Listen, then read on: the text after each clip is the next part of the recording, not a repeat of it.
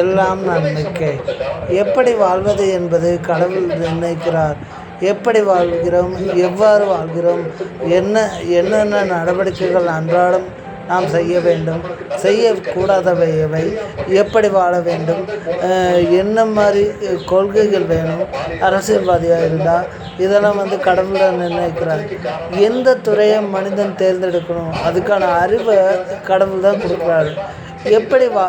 எப்படி அந்த துறையில் சாதிக்கணும் அதுக்கான அறிவும் கடவுளால் தான் கொடுக்கப்படுது. மனிதர்களால் ஒன்றுமே ஆகாது. மனிதர்கள் செய்வதற்கு ஒன்றுமில்லை, ஆனால் கடவுள் நினைத்தால் செய்வதற்கு ஏராளமாக இருக்கிறது.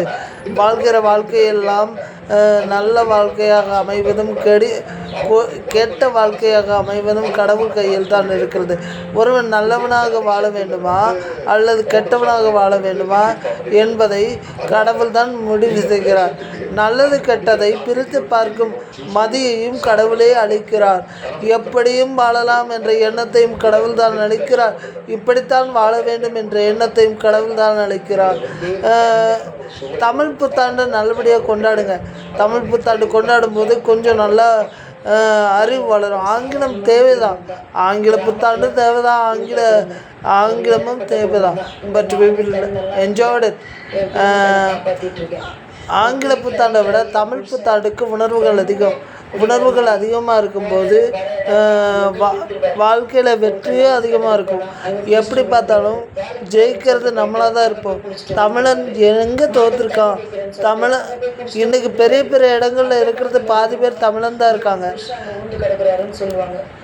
ஜோ பைடன் ஆட்சியில் பாதி பேர் தமிழ் பூர்வீகத்தை சேர்ந்தவங்க, தமிழ் வம்சாவளியை சேர்ந்தவங்க இருந்தாங்க. இப்போவும் டொனால்ட் ட்ரம்ப் ஆட்சி காலத்திலே அமெரிக்காவில் இருக்காங்க. என் சிஸ்டர் கூட இப்போ வெளிநாட்டில் தான் இருக்கா, ஃபேமிலியோடு இருக்கா, வேலை பார்க்கல. வெளிநாட்டில் இருக்கிறவங்க கல்ச்சரை மிஸ் பண்ணுவாங்கங்கிறத நான் ஒத்துக்க மாட்டேன். எப்படின்னா கல்ச்சர் பிறப்பிலேயே இருக்கிறது. ஆனால் வெளிநாடுங்கிறது இடையில வந்ததுக்காக பிறப்பை எந்த தமிழரும் மிஸ் பண்ண மாட்டோம். நன்றி. என்றைக்குமே நீங்கள் நல்லா இருக்கணும். உங்கள் பாதைகள், உங்கள் பயணங்கள் எல்லாமே நல்லா அமையணும்.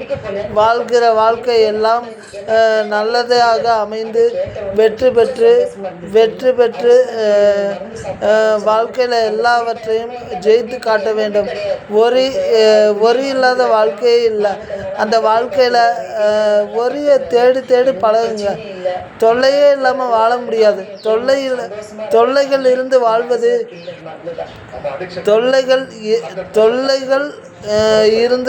தொல்லைகள் இருந்து வாழ்வது வெற்றியாக அமையும்.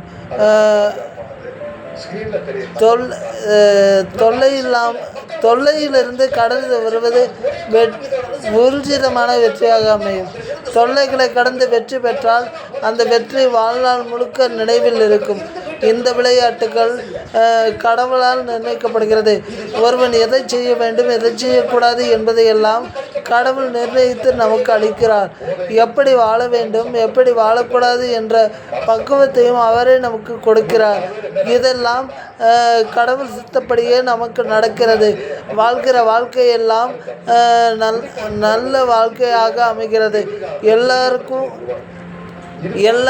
எல்லாம் கிடைக்கணும். எல்லாருக்கும் எல்லாம் கிடைச்சி எல்லாரும் நல்லா இருக்கணும். பாதைகளும் பயணங்களும் ரொம்ப நல்லா அமையணும்.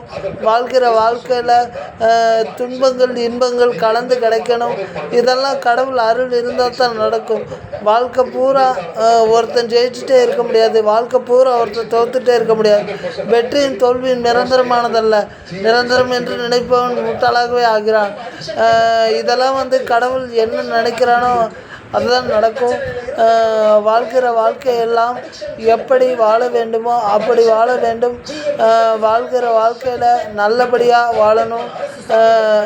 நல்லபடியாக வாழணும். எவனுக்கும் தீங்கு நினைக்கக்கூடாது. எவனையும் வீழ்த்திட்டு நம்ம வாழணும்னு நினச்சா அந்த வாழ்க்கை நினைக்காது. நல்ல லைஃப்பை லீட் பண்ணும்போது கொஞ்சம் ப்ரெஷர் இருக்க தான் செய்யும். அந்த ப்ரெஷரையும் நம்ம கடந்து வர தெரியணும். அப்படி கடந்து வரும்போது நமக்கு ரொம்ப கம்ஃபர்டபுளாக இருக்கணும். சிச்சுவேஷன் வாழ்க்கையை கணிக்கிறதுக்கும் கணிச்சு வாழ்கிறதுக்கும் நமக்கு என்ன தேவை தெரியுமா? கல்வி. அந்த கல்வியை வந்து நம்ம நல்லபடியாக படிக்கணும். நல்லபடியாக அந்த கல்வியில் ஜெயிக்க பார்க்கணும். வாழ்க்கையில் புனிதமான விஷயங்களை கற்றுக்கணும். நல்ல நூல்களை படிக்கணும். அந்த நூலில் சொல்லப்படுற அறப்படி நடக்கணும். வாழ்க்கையில் நல்ல நட்பை பேணணும். எனக்கு ஒரு நட்பு இருந்தது. அந்த நட்பு என்னென்னா, அவர் பேர் சக்திவேல். நிறைய சொல்லியிருக்கேன், அதனால் ஷார்ட்டாக முடிச்சுக்கிறேன். அந்த மாதிரி நட்புகள் நிறைய கிடைக்கணும். பெண்கள் மதிக்கப்படணும். பெண்கள் வந்து ஒரு குறிப்பிட்ட தேவைகளுக்காக மட்டும் பெண்களை பயன்படுத்தாதீங்க. அவங்களுக்கு வாழ்கிற வாழ்க்கையில் அவங்களுக்கான வாய்ப்புகளை சமமாக கொடுங்க. பெற்றவளாக இருந்தாலும் சரி, கற்றவளாக இருந்தாலும் சரி, நீ எனக்கு சமமானவன்னு சொல்லுங்கள். அந்த சொல் உங்களை கொல்லாமல் வெளில வைக்கும். பெண்கள் உங்கள் கூடவே இருந்தாங்கன்னா உங்களுக்கு கூடுதல் பலம் கிடைக்கும். லைஃப்பில் ஜெயிச்சுட்டே இருப்பீங்க. பாதையும் பயணமும் தெளிவாக இருந்தால் பிரச்சனையே இல்லை. நல்ல ஆசிரியர்களாக இருக்கணும். கடவுள் நல்ல ஆசிரியராக நமக்கு இருக்கார். கடவுள் நேரடியாக கொடுக்காட்டாலும் அனுபவங்கிற பாடத்தை நமக்கு எல்லா சூழ்நிலையிலையும் கற்றுக் கொடுக்குறாரு. அந்த பாடத்தை கரெக்டாக கற்றுக்கும்போது நமக்கு பிரச்சனை இருக்காது. அந்த அனுபவ அறிவு எப்போ வேணாலும் காப்பாற்றும். ஏட்டறிவு உதவாது, ஆனால் அனுபவ அறிவு எப்படியும் உதவும். எந்த சூழ்நிலையிலும் அனுபவ அறிவை மட்டும் இழக்காமல் இருங்கள். ஒரு அனுபவம் உங்களுக்கு கிடைக்கும் பட்சத்தில் அதை ஆழ் மனதில் சேமித்து வைத்து அதை வைத்து வாழ்க்கையில் முன்னேற பாருங்கள்.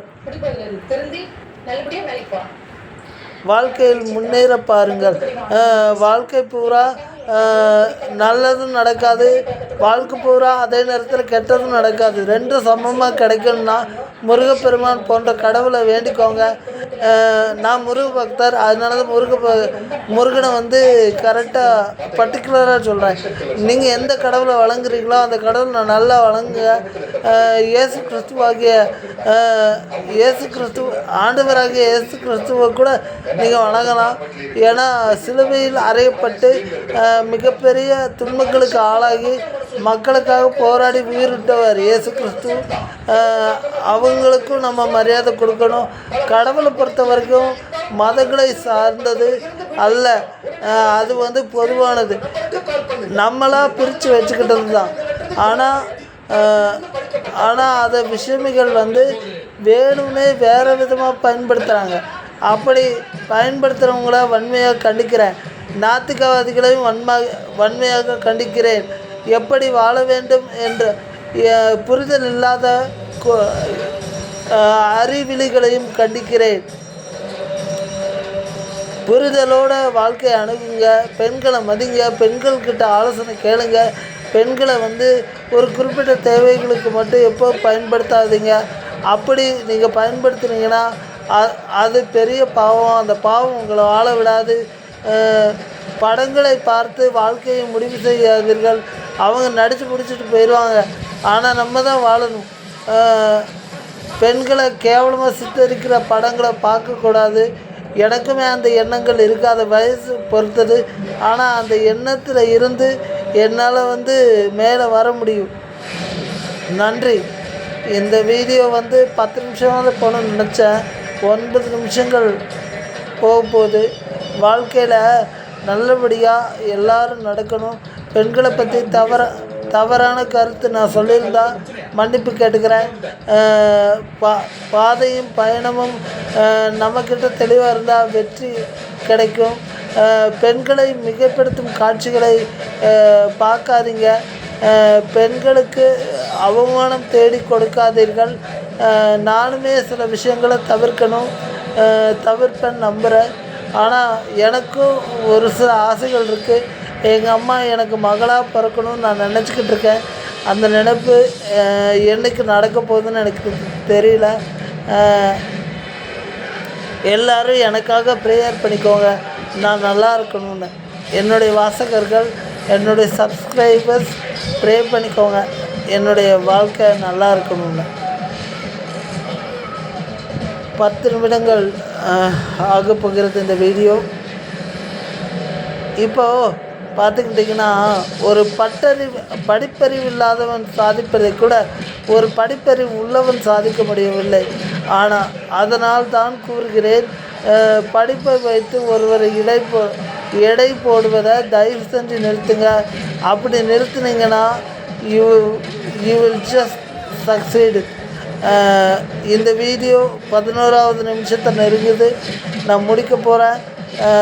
நல்ல வீடியோ போட தூண்டுதலாக இருந்த ஆண்டவருக்கு நன்றி சொல்லிக்கிறேன். இதை கேட்குற எல்லாருக்கும் நன்றி சொல்லிக்கிறேன். லைஃப்பில் நம்ம ஜெயிக்கணுங்கிற நினப்பு இருந்தாலே போதும். நல்ல வழிகளை யூஸ் பண்ணி ஜெயிச்சுட்டே இருங்க.